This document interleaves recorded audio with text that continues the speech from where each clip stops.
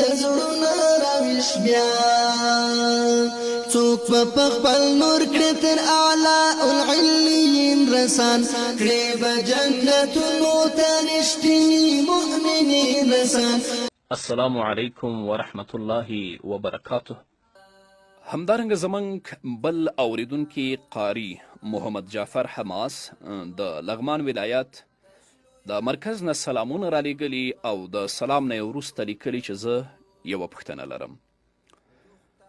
پوښتنه مې دا ده چې ځینې خلک د ټولنیزو صفحو له لارې دا حدیث نشروي چې نبی کریم صلی الله علیه وسلم فرمایلی چا چې د روژې خبر د هر چا نه اول ورکه پر هغه د جهنم اور حرام دی. نو پوښتنه مې دا ده چې دا حدیث صحیح دی که ضعیف دی؟ قاری صاحب محترم، د روژې مبارکي د نبی کریم صلی الله علیه وسلم په صحیحو احادیثو سره ثابت او نبی کریم صلی الله علیه وسلم د روژې په راتګ سره خپلو مبارکو صحابه و کرامو رضی الله تعالی عنهم اجمعین ته د روژې د راتګ مبارکي ویلې ده. اما پاتې شوه دا خبره که چا اول د روژې د راتګ مبارکي ورکړه په هغه باندې د جهنم اور حرام دی.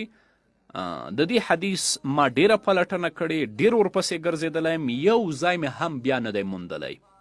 او دا خو لا څه کوي چې اکثرو محدثینو لیکلي چې دا حدیث د ځان نه جوړ شوی حدیث دی، یعنی موضوعي حدیث دی. نبی کریم صلی الله علیه وسلم کله هم داسې نه دي مبارکي یې ورکړې، اما دا خبره چې چا اول مبارکي ورکړه د جهنم اور پرې باندې حرام دی، دا حدیث موضوعي حدیث دی.